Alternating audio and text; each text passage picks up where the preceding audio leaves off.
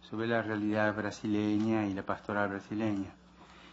Ahí también expresé algunos criterios pastorales que pueden servir para toda América Latina, ¿no? Lo digo como referencia porque creo que esa charla puede servir.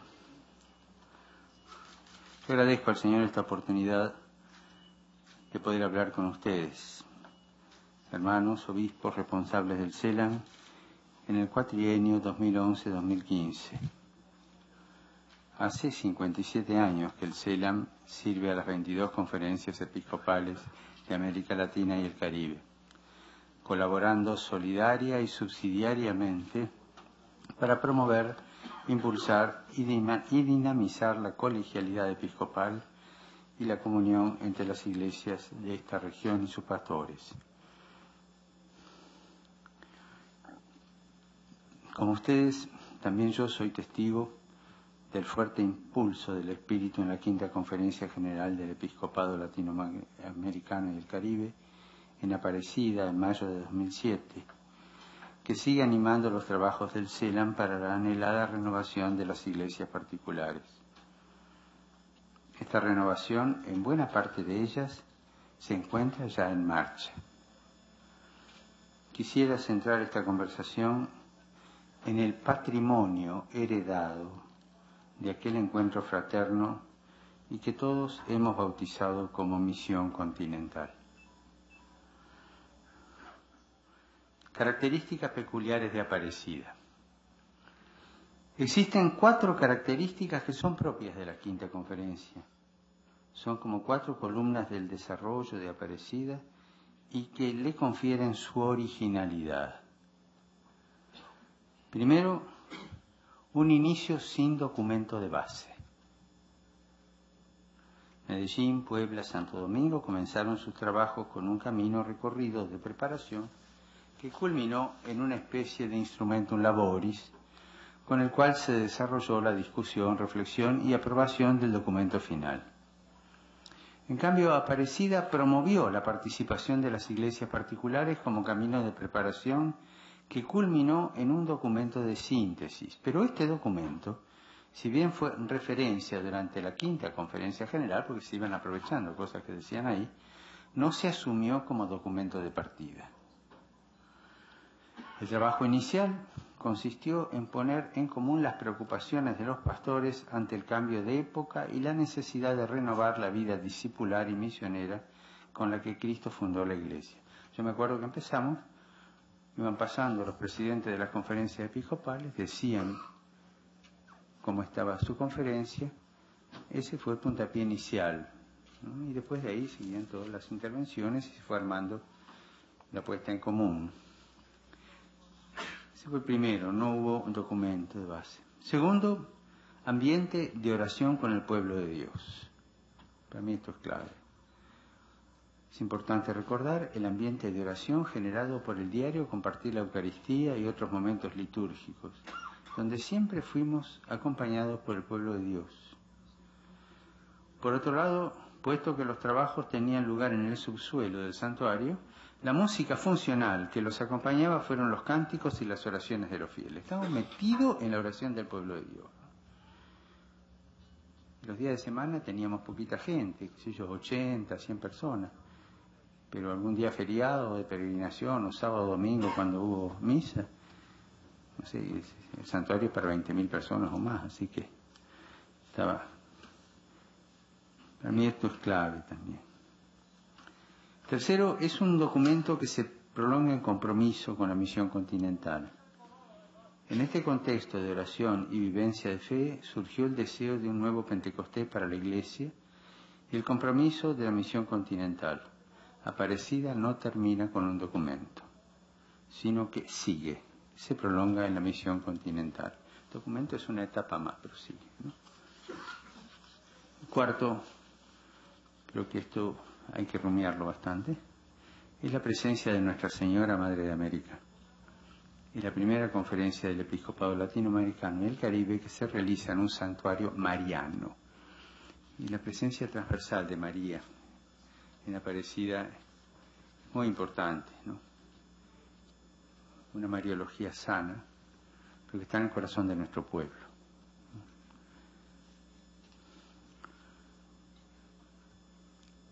Por ahí alguno me ha oído decir que lo que hicimos en Aparecida fue un milagro.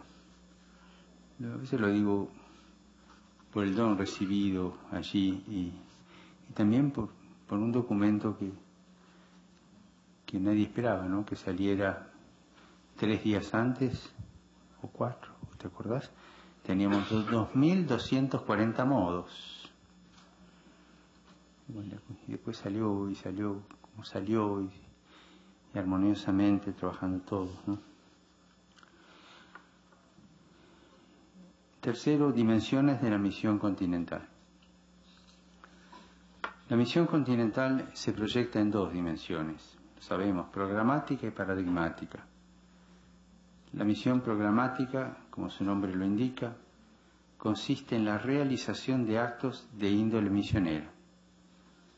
La misión paradigmática, en cambio, implica poner en clave misionera la actividad habitual de las iglesias particulares. Evidentemente, aquí se da, como consecuencia, toda una dinámica de reforma de las estructuras eclesiales, pero por la misión paradigmática. El cambio de estructuras, de caducas a nuevas, no es fruto de un estudio de organización de la planta funcional eclesiástica, de lo cual resultaría una reorganización estática, sino que es consecuencia de la dinámica de la misión, porque nos metemos en esta dinámica de la misión, se van cambiando las estructuras, porque no pueden llevar adelante las que son caducas, ¿no? Las que están al día andan fenómeno. Es la dinámica la que provoca el cambio de estructura, la conversión pastoral, ¿no?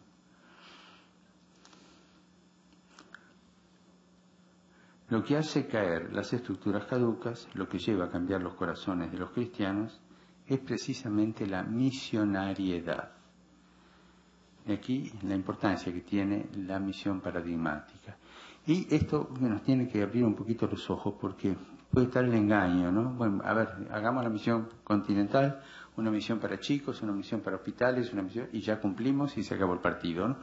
No, creo que la paradigmática es continuamente en estado de misión la acción habitual de la Iglesia.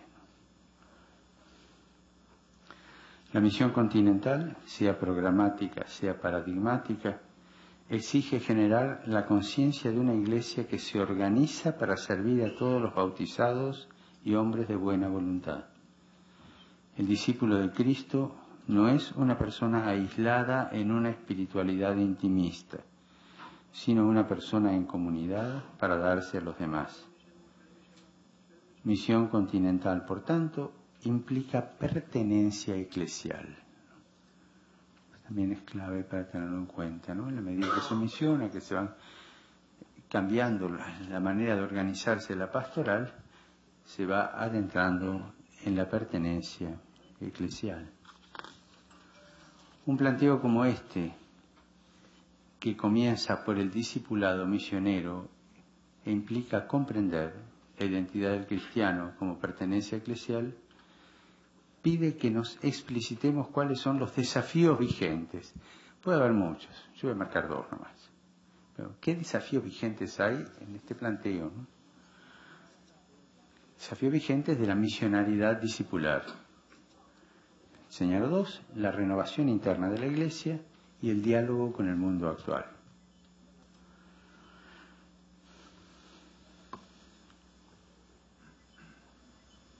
Renovación interna de la Iglesia. Aparecida ha propuesto como necesaria la conversión pastoral. Esta conversión implica creer en la buena nueva, creer en Jesucristo, portador del reino de Dios, en su irrupción en el mundo, en su presencia victoriosa sobre el mal.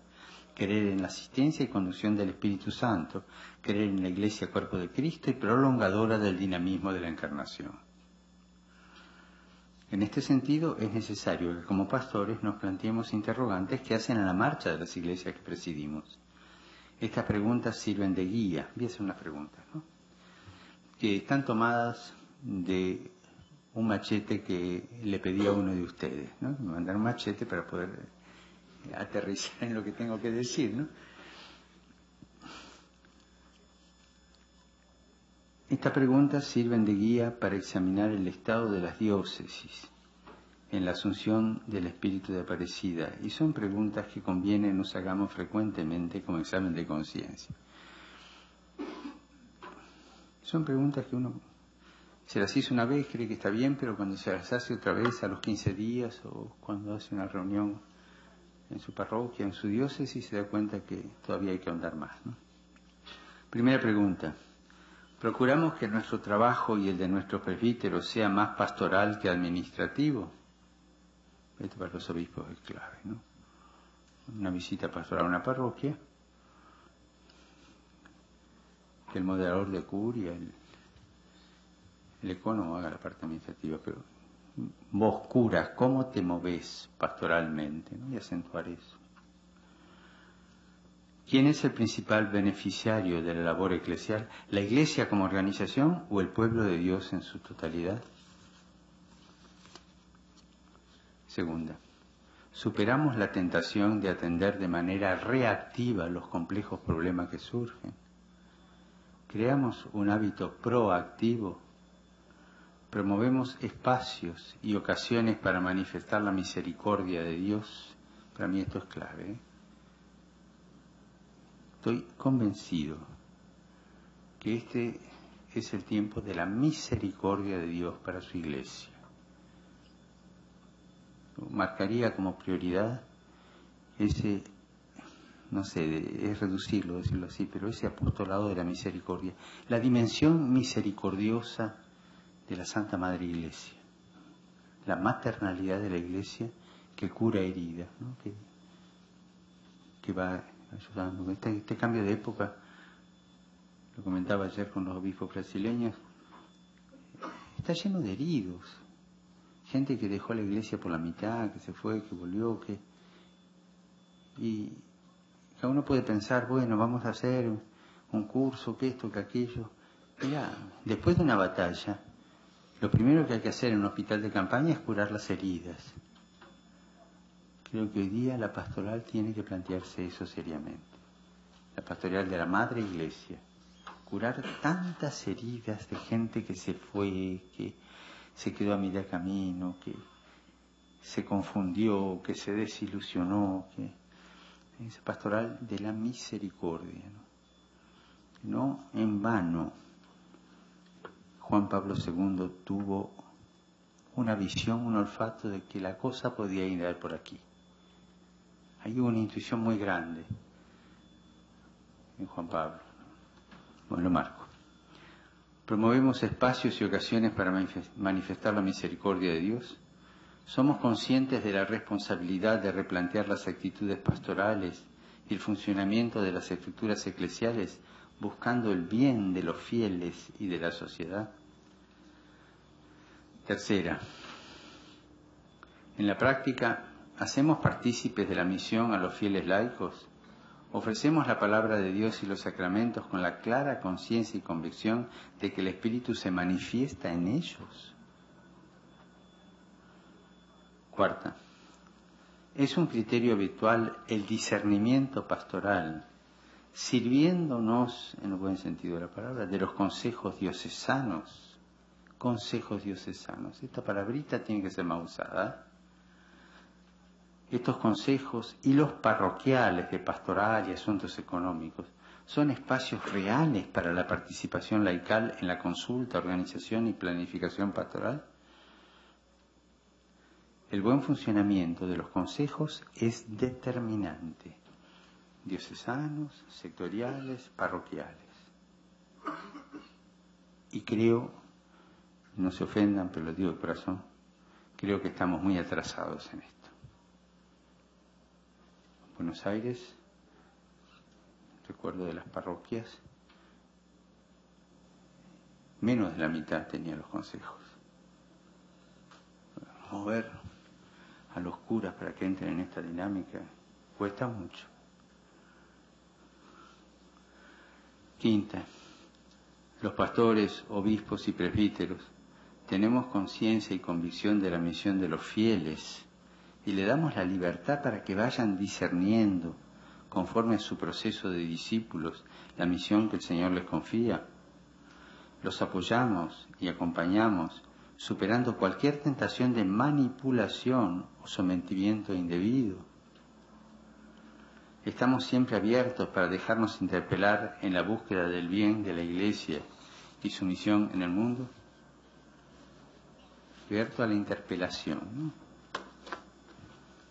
Sexto, los agentes de pastoral y los fieles en general se sienten parte de la Iglesia, se identifican con ella y la acercan a los bautizados y distantes y alejados.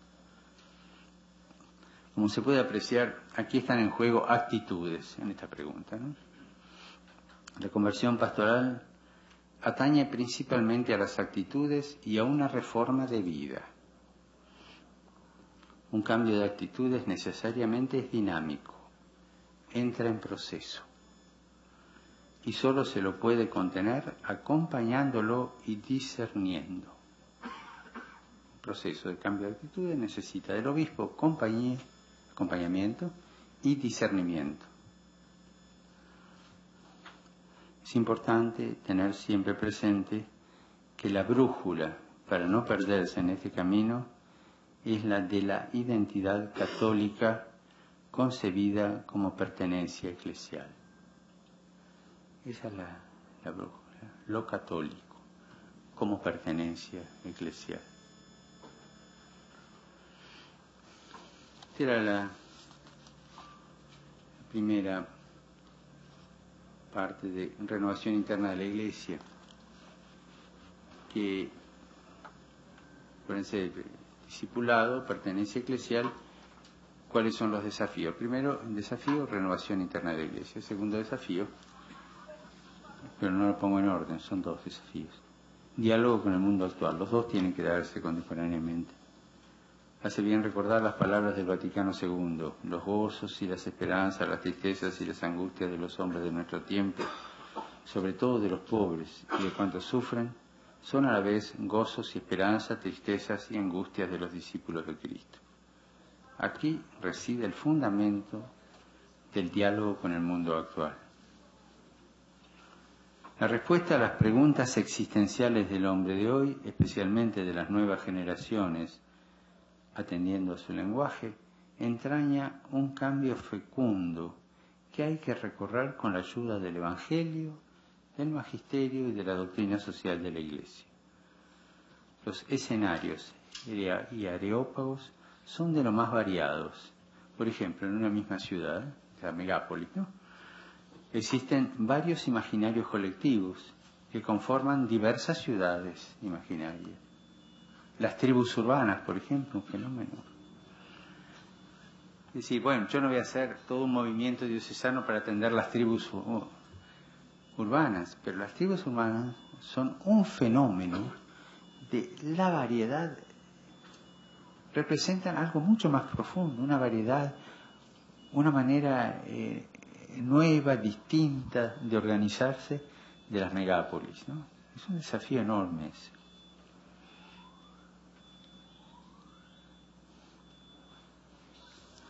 Si nos mantenemos solamente en los parámetros de la cultura de siempre, en el fondo una cultura de base rural, el resultado terminará anulando la fuerza del Espíritu Santo. Dios está en todas partes. Hay que saber descubrirlo para poder anunciarlo en el idioma de esa cultura. Y cada realidad, cada idioma tiene un ritmo diverso. Esto es un desafío de este cambio de época, ¿no? Después supongo que se reordenará de nuevo, pero a nosotros nos toca vivir y evangelizar en este cambio de época.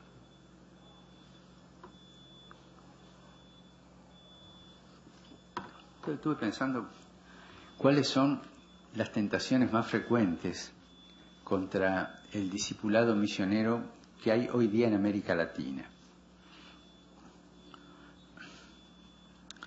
Voy a mencionar algunas. La opción por la misionariedad del discípulo será tentada. O sea, No existe un seguimiento de Jesucristo sin tentación. Desde el obispo para abajo, todos van a ser tentados. Sí, no se salva a nadie. Es parte de la vida cristiana, porque eso te lleva a la conversión, a descubrir dónde está el Espíritu de Dios, dónde está el espíritu del mundo, el demonio, ¿no es cierto? Es importante saber por dónde va el mal espíritu para ayudarnos en el discernimiento. No se trata de salir a cazar demonios, no es eso, sino simplemente de lucidez y astucia evangélica. Menciono solo algunas actitudes que configuran una iglesia tentada. Se trata de conocer ciertas propuestas actuales que pueden mimetizarse en la dinámica del discipulado misionero y detener hasta hacer fracasar el proceso de conversión pastoral.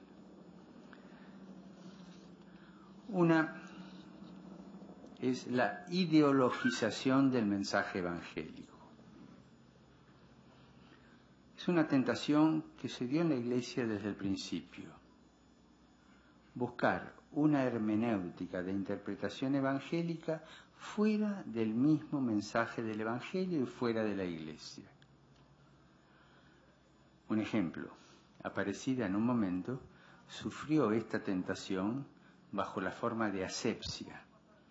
Se utilizó, y está bien, el método de ver, juzgar y actuar. Acuérdense el número 19, ¿no? Que decíamos vamos a usar esto. La tentación estaría en optar por un ver totalmente aséptico, un ver neutro, lo cual es inviable. Siempre el ver está afectado por la mirada. No existe una hermenéutica aséptica. La pregunta era, me estoy refiriendo a la tentación que hubo un momento en Aparecida. La pregunta era entonces, ¿con qué mirada vamos a ver la realidad para seguir este método de ver, juzgar y hablar? Aparecida respondió con la mirada de discípulo. Y así se entienden el porqué de los números 20 al 32, antes de empezar a hacer el análisis de la realidad. Era como un colirio, o sea, una purificación de la mirada de discípulo. Entonces nuestra hermenéutica es discipular. Hay otras maneras de ideologización del mensaje. Actualmente aparecen en Latinoamérica y el Caribe propuestas de esta índole. Entonces, sigo con esta tentación de la ideologización y menciono algunas ideologizaciones que aparecen, las que veo yo, capaz que hay más, seguro que hay más y que ustedes pueden ampliar este catálogo. Primero, el reduccionismo socializante. Es la ideologización más fácil de descubrir. Enseguida se pesca. En algunos momentos fue muy fuerte. Se trata de una pretensión interpretativa en base a una hermenéutica según las ciencias sociales. Abarca los campos más variados, desde el liberalismo de mercado hasta la categorización marxista. Hubo épocas donde estuvo más de moda uno, más de moda otro, ¿no es cierto? Interpretaciones de tipo socializante. Otra ideologización es la ideologización psicológica. Se trata de una hermenéutica elitista que en definitiva reduce el encuentro con Jesucristo y su ulterior desarrollo a una dinámica de autoconocimiento. Suele darse principalmente en cursos de espiritualidad, retiros espirituales. Termina por resultar una postura inmanente y autorreferencial.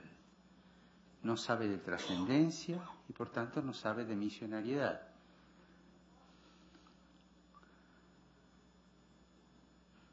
Yo no tengo nada contra el enneagrama, no, como sí, pero cuando vos te encontrás que en un curso de ejercicios espirituales, la primera semana de los ejercicios se hace en base al enneagrama para conocerte a vos mismo, decime dónde termina el coloquio de misericordia con Cristo resucitado.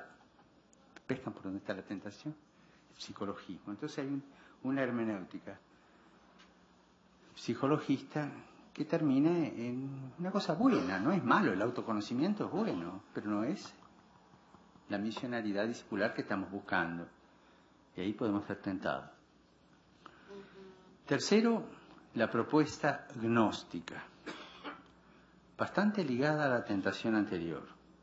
También suele darse en grupos de élites en América Latina con una propuesta de espiritualidad superior, bastante desencarnada, que termina por desembarcar en posturas pastorales de cuestiones disputantes. Acordémonos que fue la primera desviación de la comunidad primitiva y reaparece a lo largo de la historia de la Iglesia en ediciones corregidas y renovadas. Vulgarmente, a los que están en esta tentación se los puede denominar católicos ilustrados, por ser actualmente herederos de la Ilustración, es decir, una gnosis desde la cual interpretan el Evangelio y de ahí la pastoral y todo, ¿no? Una cosa interesante. Con el inicio del pontificado uno recibe cartas, propuestas, le hacen llegar inquietudes.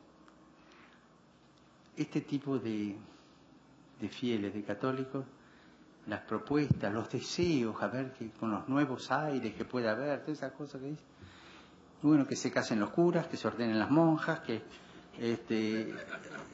claro, que se dé la comunión a los divorciados, que no van al problema de fondo real, sino a estas pequeñas posturas ilustradas que nacen precisamente de este tipo de hermenéutica.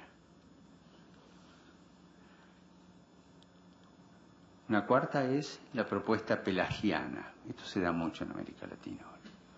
Aparece fundamentalmente bajo la forma de restauracionismo. Ante los males de la Iglesia se busca una solución solo en la disciplina, en la restauración de conductas y formas superadas que, incluso culturalmente, no tienen capacidad significativa. En América Latina suele darse en pequeños grupos, en alguna nuevas congregaciones religiosas, en tendencias exageradas a la seguridad doctrinal o disciplinaria. Fundamentalmente es estática. Si bien puede prometerse una dinámica, pero hacia adentro, involuciona, busca recuperar el pasado perdido. Y créanme que a mí me asusta esta. La Iglesia es un desastre. Escuché cuando el primer año del pontificado de Benedicto XVI tuve que intervenir en un caso con un fundador de un movimiento de este signo. Y su discurso terminó diciendo: la Iglesia como está ahora hay que dejar que fracase sola, porque ni Benedicto XVI con toda la teología que sabe la va a poder salvar, y nosotros armar nuestros cuadros, nuestras congregaciones para renovar la Iglesia. Es el restauracionismo, ¿no? Una especie de cobertizo, ¿no?, que va acumulando debajo este tipo de variedades. Bueno, respecto a la ideologización, creo que con estos 4 basta, hay muchos más, ¿no? Otra tentación es el funcionalismo. Su acción en la Iglesia es paralizante, es lo contrario a la misionariedad, porque hay como un engaño ahí. El funcionalismo, más que con la ruta, se entusiasma con la hoja de ruta. La concepción funcionalista no tolera el misterio, va a la eficacia, reduce la realidad de la Iglesia a una estructura de una ONG. Lo que vale es el resultado constatable y las estadísticas. De aquí se va a todas las modalidades empresariales de Iglesia. Constituye una suerte de teología de la prosperidad en lo organizativo de la pastoral. Acá hay un problema que se da en algunas conferencias episcopales. Creo que la tentación se da en todas, pero en algunas se dio con más fuerza, que es la elefantiasis de la conferencia, ¿no?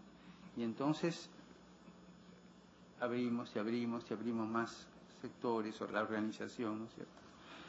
Y eso a la última instancia diluye la eficacia y nos hace ilusionar con un eficientismo que no es el de la gracia, no es el de la misión, es otro tipo de eficiencia, ¿no? Más empresarial. Tercera tentación, me preocupa, es el clericalismo. Es una tentación muy actual, en Latinoamérica, por supuesto. Curiosamente, en la mayoría de los casos de clericalismo, se trata de una complicidad pecadora.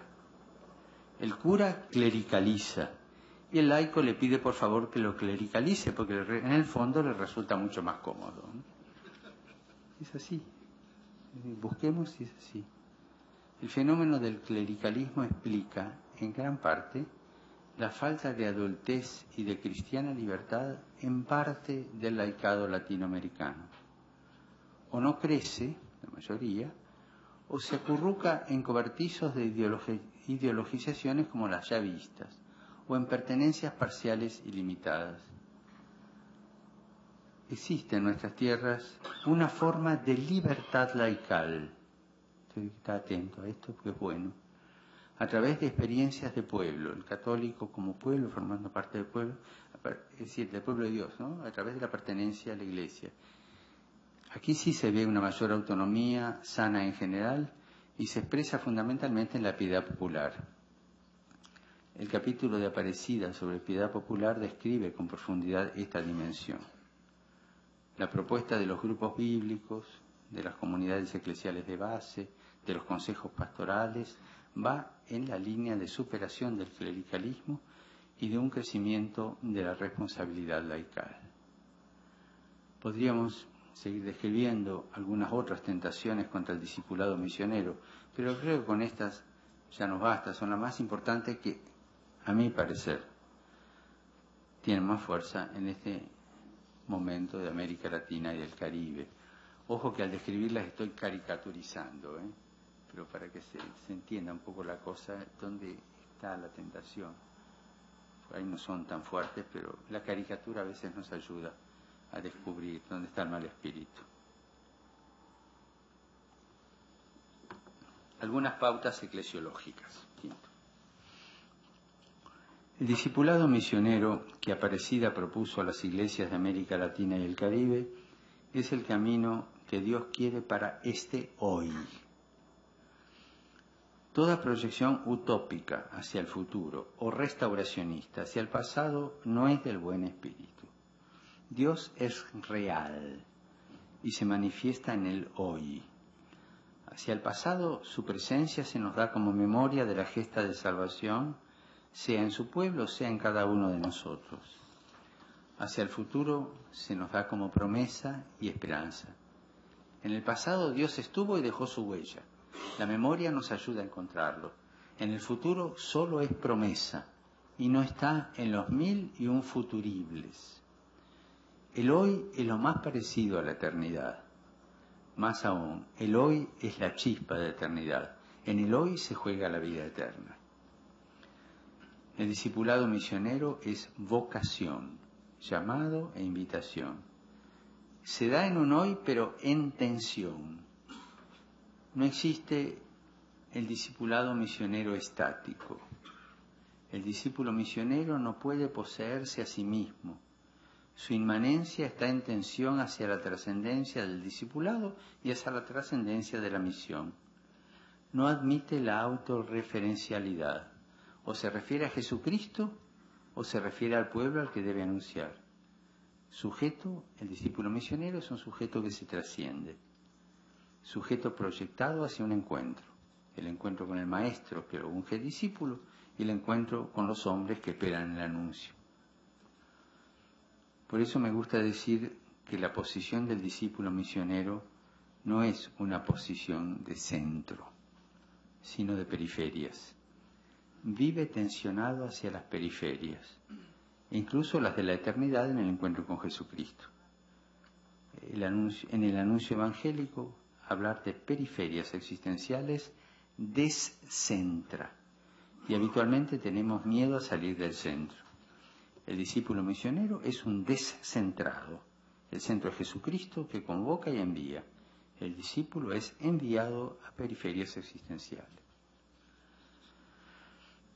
Segundo, la Iglesia es institución, pero cuando se erige en un centro, se funcionaliza y poco a poco se transforma en una ONG. Vimos en una de las tentaciones. Entonces la Iglesia pretende tener luz propia, la gran tentación de la Iglesia, tener luz propia, y deja de ser ese mysterium lune del que nos hablaban los santos padres, misterio de la luna. Se vuelve cada vez más autorreferencial y se debilita su necesidad de ser misionera. De institución, fundada por Jesucristo, se transforma en obra. Deja de ser esposa para terminar siendo administradora. De servidora se transforma en controladora. Aparecida quiere una iglesia esposa, madre, servidora, facilitadora de la fe y no tanto controladora de la fe.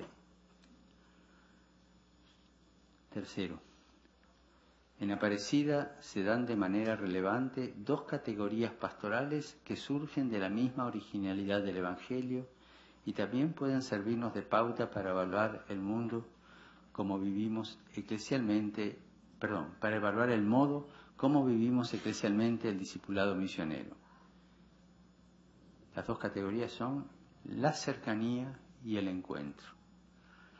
Ninguna de las dos es nueva, sino que conforman la manera como Dios se reveló en la historia. Es el Dios cercano a su pueblo, cercanía que llega al máximo al encarnarse. Es el Dios que sale al encuentro de su pueblo. Existen en América Latina y el Caribe pastorales lejanas, pastorales disciplinarias que privilegian los principios, las conductas, los procedimientos organizativos, por supuesto sin cercanía, sin ternura, sin caricia.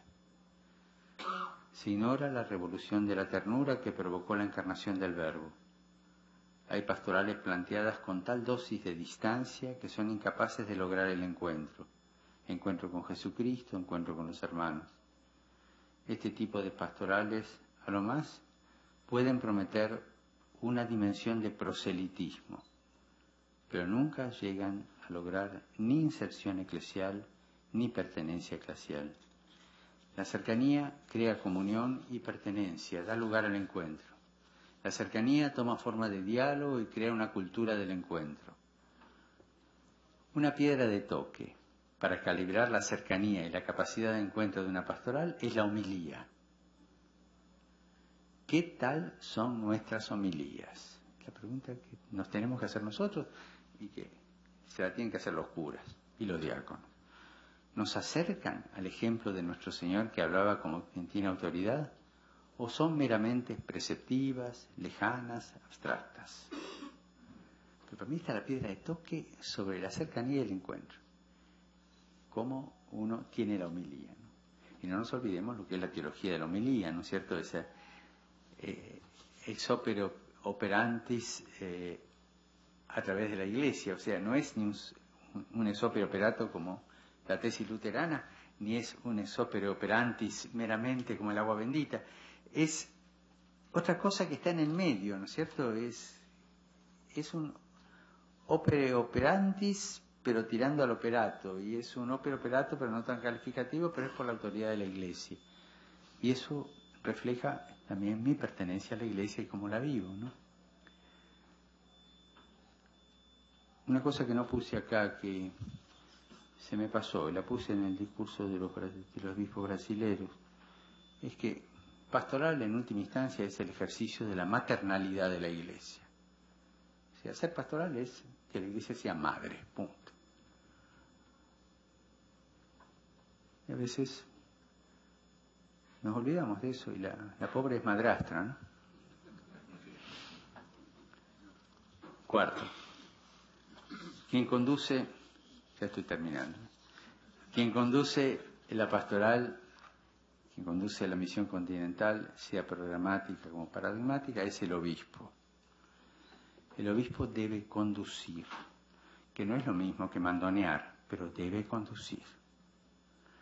Además de señalar las grandes figuras del episcopado latinoamericano, que las tenemos y que todos conocemos, quisiera añadir aquí algunas líneas sobre el perfil del obispo. Ya se lo dije a los nuncios en la reunión que tuvimos en Roma.